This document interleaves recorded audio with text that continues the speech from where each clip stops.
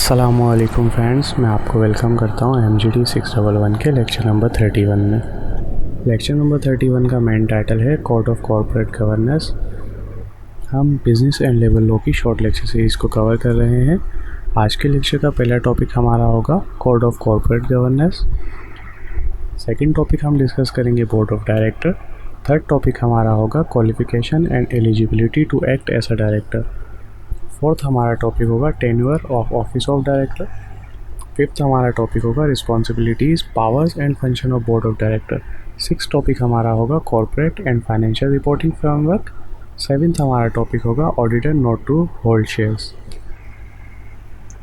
Guys, video को like कर दिया करें, शेयर कर दिया करें और चैनल को सब्सक्राइब ज़रूर करें। तो आइए हम अपनी वीडियो को स्टार्ट करते हैं।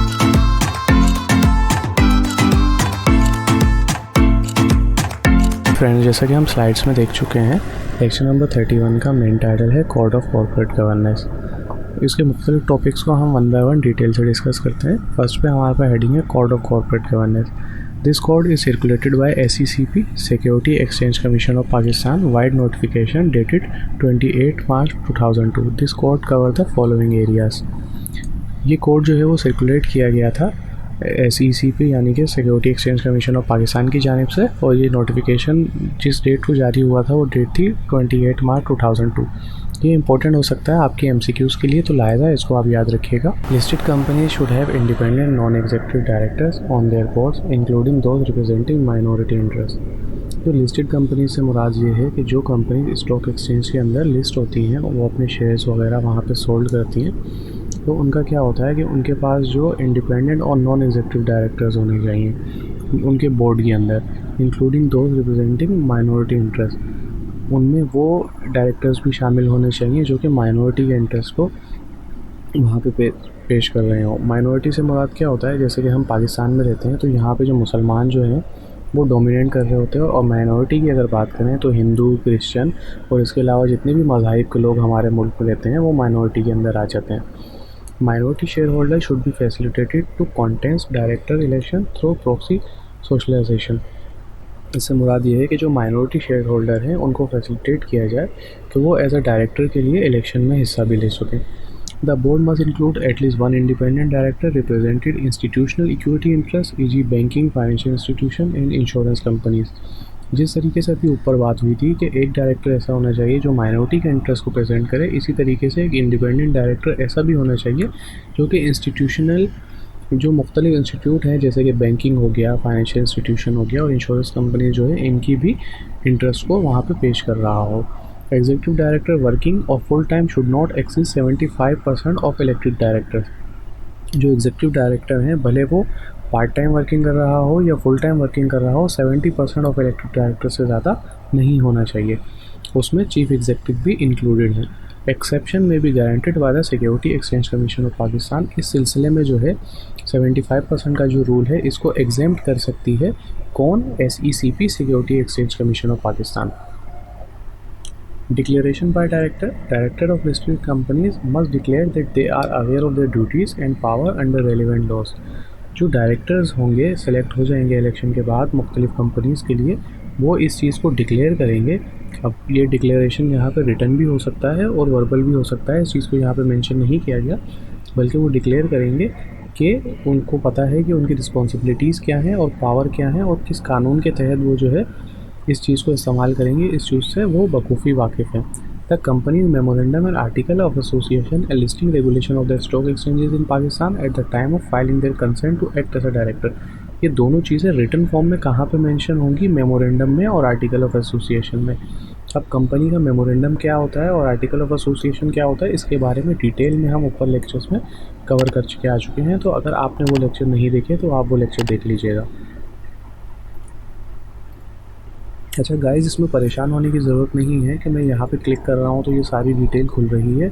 ये करने की वजह सिर्फ सिंपल सी ये है कि ये जो सारी वर्डिंग दी हुई है, जैसे आप इसमें से एक पॉइंट को पढ़ लेते हैं। Annex to the notice of general meeting at which director are to be elected a statement by which candidate from among the minority share holder who seek to concern election of the board of director which statement में include a profile of the candidate.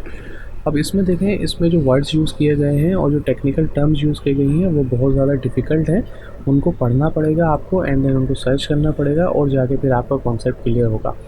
मैं आपकी इस चीज़ को skip कर देता हूँ यहाँ पे और खुद स्ट्रगल करके नेट पे सर्च करके इजी वर्ड्स में आपके लिए यहाँ पे स्टिकी नोट्स की सूरत में लिख देता हूँ। और आप सिंपल क्या कर सकते हैं, इस वीडियो के डिस्क्रिप्शन में मेरा ईमेल आईडी मौजूद होगा, official video expert teacher team का व्हाट्सएप ग्रुप का लिंक मौजूद है और फेसबुक लिंक का भी मौजूद है।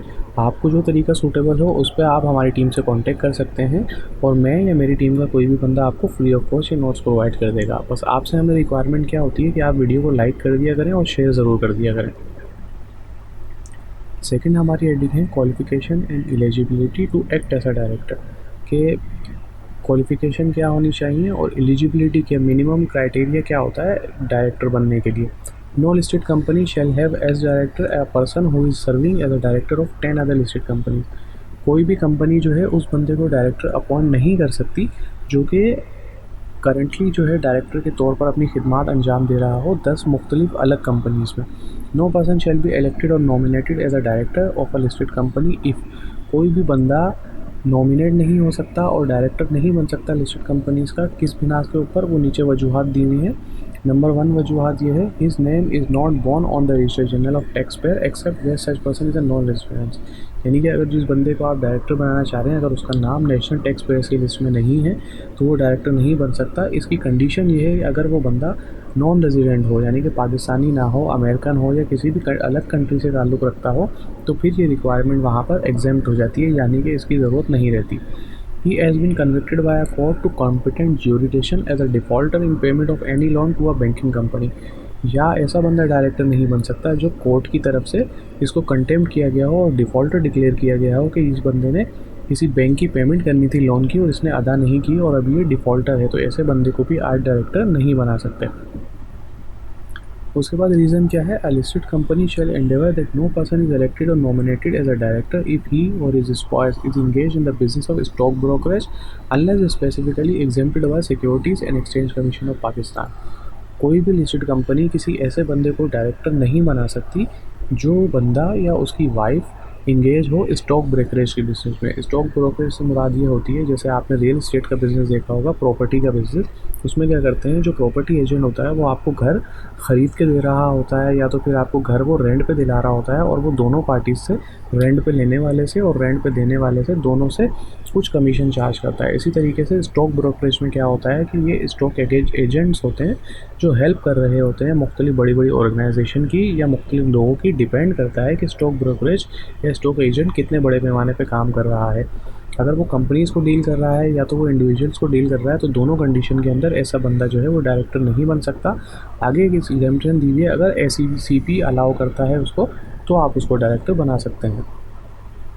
उसके बाद हमारी थर्ड हेडिंग है टेन्योर ऑफ डायरेक्टर, यानी कि एक जो डायरेक्टर है वो कितने अरसे तक डायरेक्टर की सीट पर रह सकता है। The tenure of office of director shall be 3 years, यानी कि एक जो डायरेक्टर है उसका टेन्योर जो है वो 3 साल का है। इसके बाद हम बात कर लेते हैं responsibilities, power and function of board of director, यानी कि जो बोर्ड ऑफ डायरेक्टर हैं उनके क्या क्या फंक्शंस होते हैं, उनकी पावर्स क्या होती हैं और रिस्पॉन्सिबिलिटीज़ यानी कि उनकी जिम्मेदारियाँ क्या होती हैं। Director of listed company should act objectively and independently in the companies best interest, यानी कि जो लिस्टेड कंपनी के डायरेक्टर होते हैं उनका मेन मकसद ये होता है कि उन्हें इंडिपेंडेंटली काम करना है कंपनी के बेस्ट इंटरेस्ट के लिए। Listed companies must prepare and circulate an annual statement of ethics and business practices signed by director and employer। जो लिस्टेड कंपनीज होती हैं उनके लिए लाजमी है कि वो एक स्टेटमेंट बनाएं एथिक्स का। एथिक्स से मुराद होती है इखलाकियात का और बिज़नेस प्रैक्टिसेस का, कि उनकी बिज़नेस प्रैक्टिसेस क्या हैं और उनके आया इखलाकी कदरें क्या हैं जिनको वो फॉलो करते हैं, और ये साइन किया जाएगा डायरेक्टर की जानिब से और एम्प्लॉयज़ की जानिब से भी। The board must adopt a vision, mission statement and signified policy including risk management, human resource, investment and more। जो बोर्ड है उसकी एक जिम्मेदारी ये भी होती है कि वो विज़न और मिशन स्टेटमेंट को जारी करेगा और जितनी भी पॉलिसीज़ हैं उनको बनाएगा। उस इन पॉलिसीज़ में रिस्क मैनेजमेंट की पॉलिसी हो गई, ह्यूमन रिसोर्सेज की पॉलिसी हो गई और इन्वेस्टमेंट की पॉलिसी, और इसके अलावा बहुत सी इंपॉर्टेंट पॉलिसीज़ जो हैं वो होती हैं। तो बोर्ड की क्या जिम्मेदारी हो गई, विजन और मिशन स्टेटमेंट बनाना, पॉलिसीज़ बनाना जैसे कि रिस्क मैनेजमेंट, ह्यूमन रिसोर्स और इन्वेस्टमेंट, और इसके अलावा बहुत सारी। The board must establish an effective internal control system. Board की एक जिम्मेदारी ये भी है कि एक इफेक्टिव इंटरनल कंट्रोल सिस्टम जो है वो बनाएंगे और उसको इम्प्लीमेंट करेंगे। Important decision, investment, disinvestment, loan etcetera must be documented by board resolution. जितने भी इंपॉर्टेंट डिसीजन होंगे, जैसे कि हम इन्वेस्टमेंट का डिसीजन करते हैं या तो किसी डिसइन्वेस्टमेंट का, कि एक टॉपिक पे डिस्कस हुआ और वहाँ पे उसके बाद लोगों ने डिसएग्री कर दिया कि यहाँ पे हमने डिसइन्वेस्टमेंट नहीं करनी है, हमने लोन नहीं लेना। इन सारी चीज़ों से रिलेटेड जितने भी डिसीजन लिए जाएंगे उनको डॉक्यूमेंट किया जाएगा बोर्ड ऑफ डायरेक्टर की जानिब से बोर्ड रेजोल्यूशन के अंदर। The board determine the CEO's appointment, remuneration and employment condition.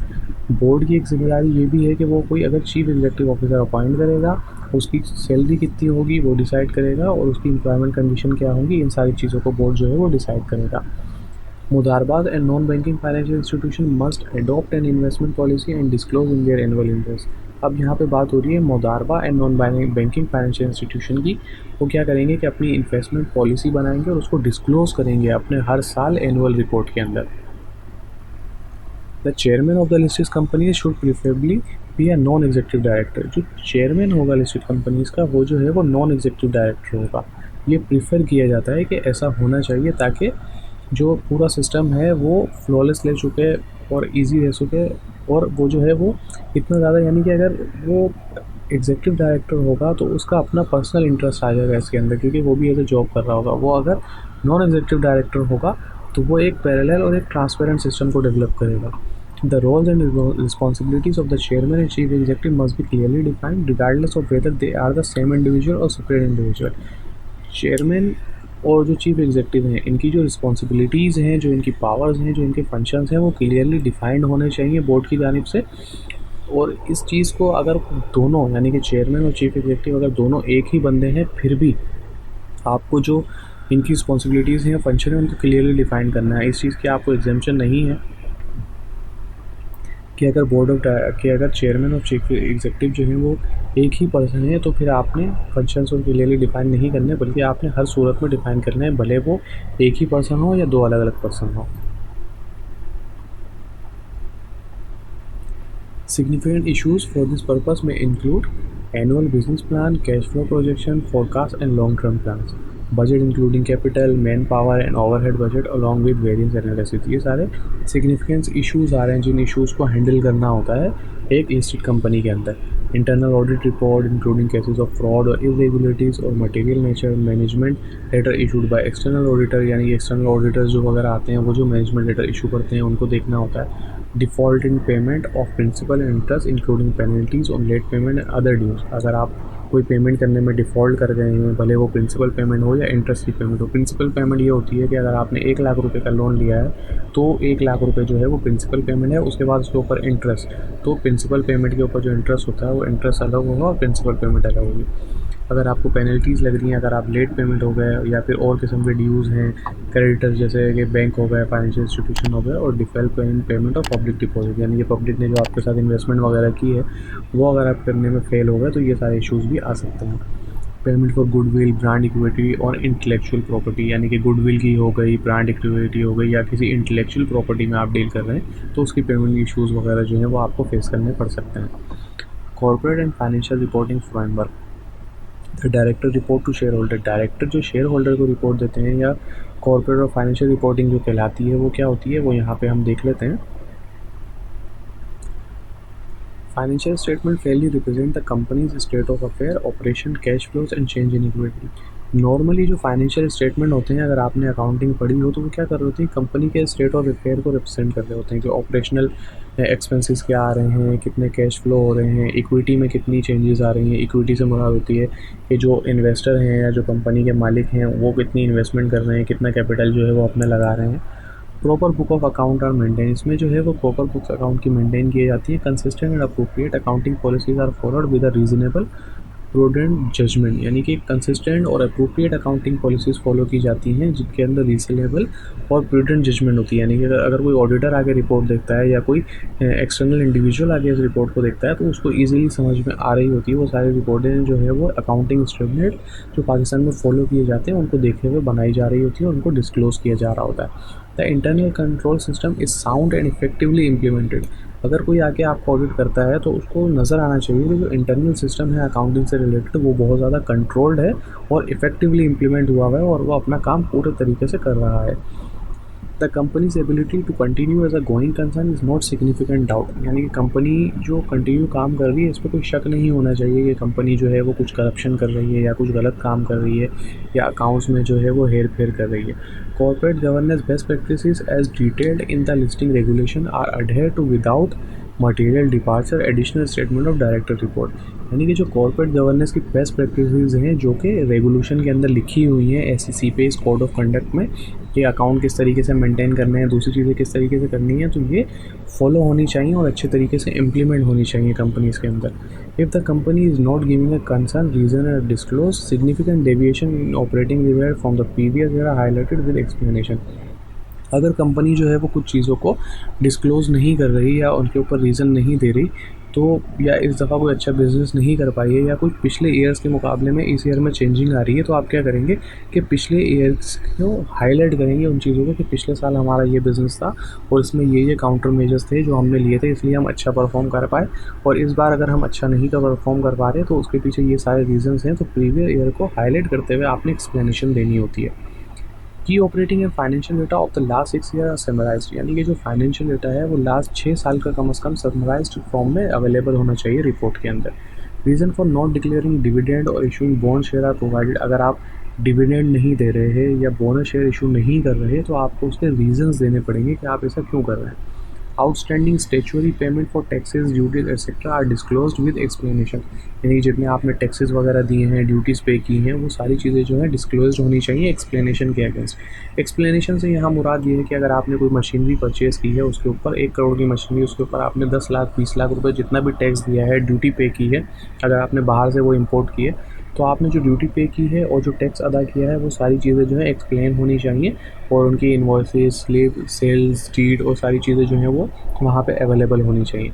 Significant plan and decision along with future prospect risk and uncertainties outline, आपके फ्यूचर प्लान क्या हैं, क्या क्या रिस्क आपको फॉलो करने पड़ सकते हैं, अनसर्टेनिटीज़ क्या हो सकती हैं, ये सारी चीज़ें वहाँ पे अवेलेबल होनी चाहिए। The value of investment is provident gratuity and pension funds is stated based on their account audited account, यानी कि ग्रेजुइटी कितनी आप दे रहे हैं, पेंशन फंड कितने आपके पास मौजूद हैं, ये सारी इन्वेस्टमेंट की वैल्यू क्या है, ये सारी चीज़ें जो हैं ऑडिट अकाउंट के अंदर मेंशन होनी चाहिए। The number of board meeting held along with the director attendance is disclose, यानी कि कितनी बोर्ड की मीटिंग हुई है, कितने डायरेक्टर वहाँ पे प्रेजेंट थे, ये सारी चीज़ें उसके अंदर रिपोर्ट के अंदर डिस्क्लोज होनी चाहिए। Share holding pattern are reported including holding of associated companies, director, executive, public sector companies, bank and share holder with significant voting interest, ये सारी चीज़ें जो हैं शेयर होल्डर के जो पैटर्न हैं वो सारे रिपोर्ट होने चाहिए कि एसोसिएट कंपनीज़ कौन कौन सी हैं, डायरेक्टर कौन कौन से हैं, एग्जीक्यूटिव कौन कौन से हैं, कौन सी पब्लिक सेक्टर कंपनीज़ हैं जिनके साथ आप काम कर रहे हैं, मुंसलिक हैं, बैंक्स कौन कौन से हैं, आपके शेयर होल्डर कौन कौन से हैं और उनके वोटिंग राइट्स क्या हैं, ये सारी चीज़ें जो हैं यहाँ पर मेंशन होनी चाहिए। इसके बाद हमारा लास्ट टॉपिक है auditor not to hold share. इसमें सिंपल सी बात यह है कि जितने भी ऑडिटर्स आपकी कंपनी में आके ऑडिट करेंगे उनको आप उनके पास शेयर्स नहीं होने चाहिए। सिंपल सी बात यह है, आप एक मिसाल ले लें कि एक ABC कंपनी है जो कि एक लिस्टेड कंपनी है, स्टॉक मार्केट के अंदर वो है लिस्ट हुई भी है। अब एक बंदा है उसने उसके अच्छे खासे शेयर्स खरीदे हुए हैं और वही बंदा ऑडिटर है और अगर वो ऑडिट करने आ जाता है तो ऐसा हो सकता है कि बहुत सी कंपनीज ऐसी हैं जिसके उनके पास खुद के शेयर्स हों, तो वहाँ पे क्या करेंगे, उसको ट्रांसपेरेंट नहीं रख पाएंगे बल्कि वो अपने बायस स्टेटमेंट दे देंगे और अपने इंटरेस्ट में उन चीज़ों को करना शुरू कर देंगे। इसलिए सिंपल सा मतलब ये है कि ऑडिटर्स के पास जो है वो शेयर्स वगैरह नहीं होने चाहिए। आप इसको पढ़ लेंगे तो आपको ईजिली समझ में आ जाएगा।